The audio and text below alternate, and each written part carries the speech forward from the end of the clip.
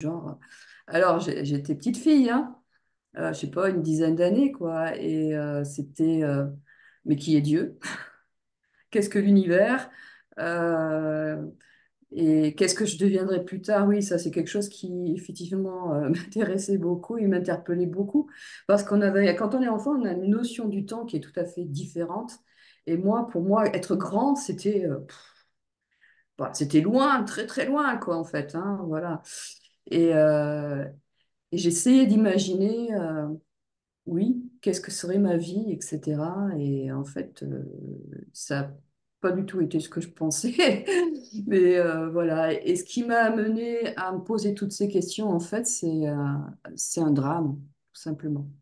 C'est un drame dans mon existence qui a fait que j'ai grandi dans une famille un petit peu en souffrance, on va dire. Et du coup, j'ai beaucoup grandi seule. En fait, j'avais un frère, une sœur, donc une mère de la famille, mais j'ai grandi seule parce que je me sentais différente des autres déjà toute petite. Il y avait des choses que moi, je vivais à l'intérieur de moi que j'avais l'impression que personne ne vivait. J'entendais les chats parler, enfin, je veux dire, j'avais une écoute déjà du vivant qui était très différente de celle de ma famille. Et en plus, avec le drame qui a fait que j'ai été mis un petit peu sur la touche, ça m'a obligée à aller encore plus en lien avec le vivant et la nature, parce que c'était mon refuge, parce que j'ai trouvé de l'accompagnement, j'ai trouvé, comment on pourrait dire, des appuis, mais dans le vivant. Et c'est ce qui m'a gardée vivante, je pense. C'est-à-dire les animaux, les arbres, la nature en elle-même, quoi. Voilà. Je pense que sans ce support-là, aujourd'hui, je ne serais pas qui je suis et je ne serais pas là où je suis. C'est pour ça que c'est quelque chose dans ma vie qui est super important, de relier les gens à leur nature, à la part de nature qui est en eux et à la nature extérieure, bien sûr, ou intérieure. Pardon. De toute façon, c'est qu'un tout. Et en partant de là, j'ai continué à me poser ce genre de questions. Alors, euh, je ne vais pas rentrer dans le détail de ce drame, mais moi, j'ai eu une existence de départ qui était très curieuse, puisque mon père travaillait, était le jardinier dans un couvent. Donc, j'étais directement en lien avec le spirituel d'une certaine façon. Mais c'est un spirituel que j'ai remis en question à partir de l'âge de 18 ans. Vraiment, parce que je voyais trop de choses qui n'étaient pas en cohérence avec ce que je ressentais et l'idée que je me faisais du divin. J'ai eu peur de Dieu pratiquement, allez, on va dire de 6 ans jusqu'à presque 20 30 ans après, hein. Donc c'était une peur fondamentale qui était liée au fait que suite à il y a eu un accident domestique dans ma famille, hein, très grave, et on a été confiés, mon frère et moi-même, aux religieuses. Et j'avais un sommeil très léger et on était gardés par deux religieuses. Et un matin, je me suis réveillée alors qu'elles pensaient que je dormais. Et j'ai entendu leur conversation. Et leur conversation, je crois que c'est quelque chose qu'on ne peut pas oublier. Il y avait une novice et une religieuse, et la novice posait la question à la religieuse en lui disant, mais pourquoi Dieu a permis qu'une chose aussi terrible arrive à de si jeunes enfants? Et la réponse de la religieuse a été, Dieu les a punis parce que ce sont de mauvais enfants.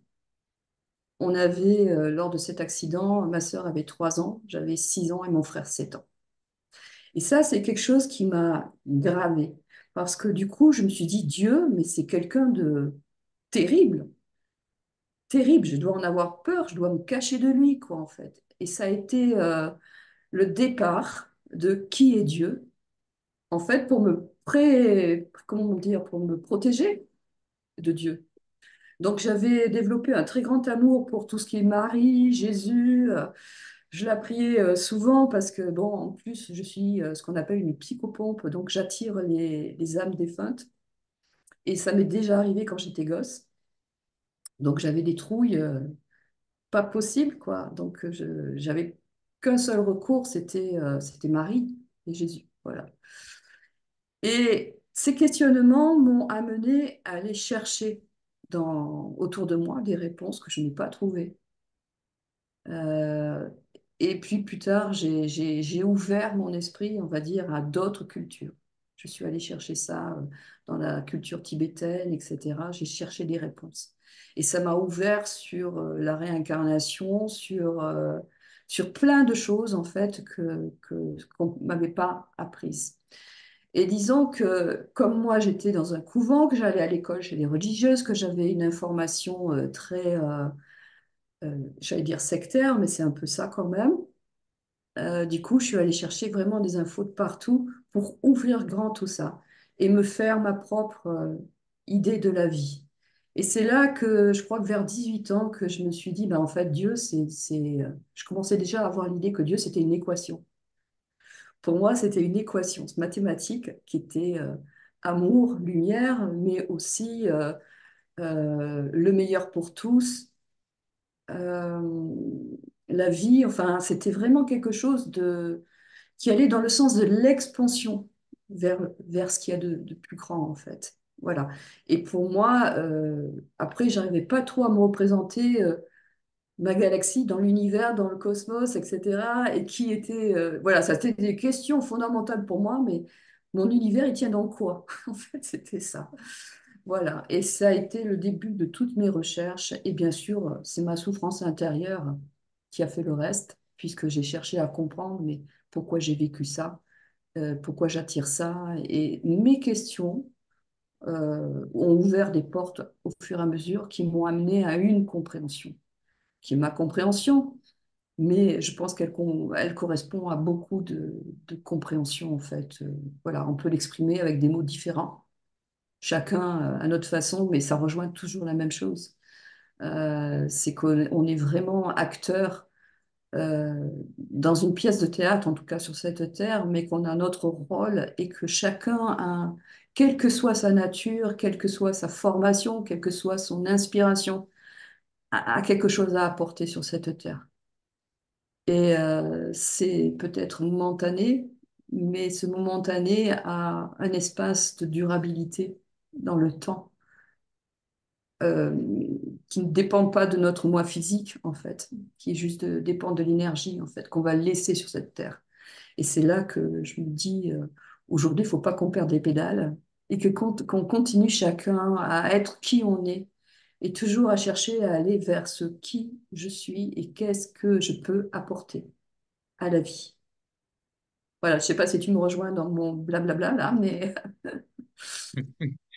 Si, si, je te rejoins d'ailleurs sur plusieurs points. Tu as parlé de la nature profonde et c'est vrai que c'est une quête en fait, une vraie quête. Je pense que j'ai eu beaucoup de questions à l'adolescence, c'était pas à l'enfance. L'enfance, j'étais très seul, beaucoup dans la solitude. Je pense que j'ai fait tout ce chemin et ce cheminement beaucoup dans la solitude. Et c'est vraiment à l'adolescence que j'ai commencé à me poser plein de questions. J'étais très attiré par beaucoup de philosophes de la Grèce antique, que ce soit Platon, plein de philosophes, Socrate, qui m'ont, on va dire, qui m'ont éveillé aussi à une autre vision quelque part de la vie. Parce que tu as partagé quelque chose aussi d'important, c'est que quand on veut se relier à sa nature profonde et ce qui vient de nous, de l'intérieur, on commence aussi à porter un nouveau regard sur l'extérieur. Parce qu'on se dit souvent, bah, c'est l'extérieur qui va nous apporter plein de choses. C'est l'extérieur, c'est l'argent, c'est le regard des autres, c'est même l'amour des autres, c'est le regard. J'ai besoin de sentir le regard d'amour pour me sentir bien, en fait. Sinon, je ne serais pas bien. C'est encore quelque chose de très conditionné. J'attends le retour de l'amour dans le regard des autres, sinon je ne peux pas me sentir aimé. J'ai besoin de l'argent parce que sinon je ne pourrais pas me sentir complet dans ma vie. J'ai besoin de me réaliser professionnellement en allant chercher à l'extérieur quelque chose qui va m'épanouir. Sinon, je ne peux pas me sentir complet et épanoui. Je cherche le bonheur à l'extérieur. Et ça, quand on cherche sa nature profonde, on revient en fait à l'intérieur. et on commence à se découvrir en fait, sans aller chercher à l'extérieur. Et c'est à partir de ce moment qu'on commence vraiment à se donner l'amour, justement, qu'on a toujours cherché à l'extérieur. Et c'est à partir de ce moment qu'on commence à se retrouver en son centre aussi, quelque part. Et c'est de là après que jaillit quelque part quelque chose de nous, quelque chose de beaucoup plus pur, profond, et qui part du réel amour, en fait, l'amour qui est sans condition, l'amour inconditionnel, et c'est ce qui permet aussi cette ouverture après de cœur, et je dirais aussi manifester les choses beaucoup plus naturellement que dans le vouloir prendre des choses de l'extérieur et les ramener vers nous pour se sentir bien. Pour revenir au parallèle de l'adolescence, j'ai vécu beaucoup dans la solitude et beaucoup aussi dans l'expérimentation de la vie, en fait, de la vie sur Terre. J'ai beaucoup expérimenté, bah, bien sûr, le regard des autres, le fait de vouloir se sentir aimé à tout prix. Donc, toujours être dans une forme d'apparence qui n'était pas vraiment moi-même, en fait. Toujours bien habillé, toujours bien coiffé, bien parler, toujours dire merci, toujours être poli, enfin, toujours être dans un personnage, quelque part, qu'on m'avait toujours appris depuis l'enfance, soit comme ci, soit comme ça, quelque chose de très conditionné. Et à la fois, je sentais que tout ça me convenait pas, en fait. J'ai jamais écouté à l'école, j'ai jamais compris en fait le but de l'école. J'étais toujours en décalage à l'école, toujours la tête vers l'extérieur, à rêver. J'arrivais pas à me concentrer sur un cours complètement pendant une heure. C'était trop déjà pour moi. Je trouvais pas de sens, ça avait pas de sens en fait pour moi. Et j'étais toujours dans une forme de voie parallèle quelque part. Et, euh, et je me sentais toujours en décalage par rapport aux autres. Et ouais, c'était la quête de sens aussi, quelque part, toujours le sens. Est-ce que ça a du sens? Pour moi, ça n'avait pas de sens. Et à l'adolescence, j'ai perdu le sens complètement. Je me suis dirigé vers l'alcool, les drogues. Je suis parti dans les extrêmes. J'ai testé tout ce qu'on m'avait présenté en fait comme le mieux-être, le bonheur, le bien-être éphémère, quoi, tout ce qui nous permet de nous illusionner sur le moment, dans l'éphémère. Les drogues, l'alcool, sur le moment, c'est très euphorique, on se sent très bien.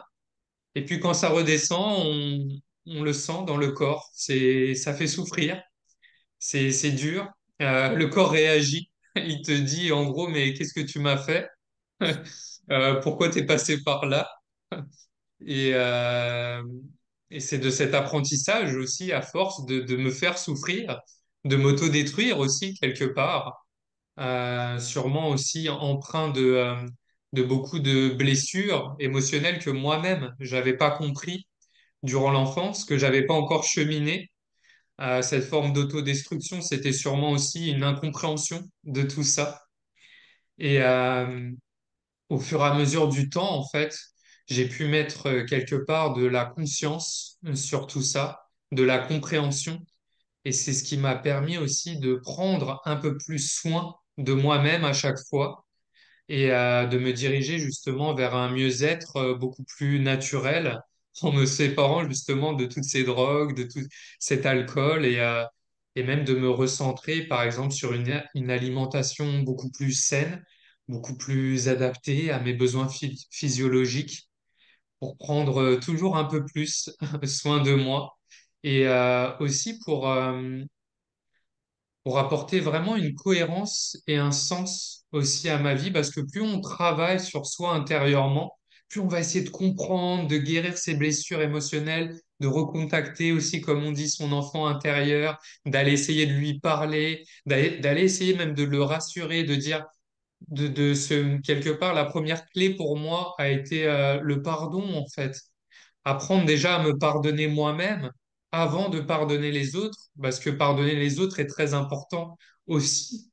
On a pu en vouloir à son père, à sa mère, de nous avoir éduqués comme ça, de nous avoir transmis certaines choses. Quand on commence à comprendre un peu comment le monde fonctionne, je dirais, et comment cette expérience terrestre fonctionne. Mais au fond, la première clé et ce qui m'a aidé le plus, c'est de m'apporter de l'amour à moi-même en m'apportant aussi le pardon, me pardonner clairement. Puis après, de pardonner les gens qui ont pu me faire souffrir, parfois même inconsciemment, et d'autres qui m'ont fait souffrir et j'avais l'impression que c'était très conscient. Mais au fond, l'être humain, pour moi, n'est pas mauvais en fait. On est tous empreints de lumière et d'amour. On vient tous d'un monde supérieur pour moi. Et pour moi, personne n'est mauvais et naît avec l'intention de faire du mal.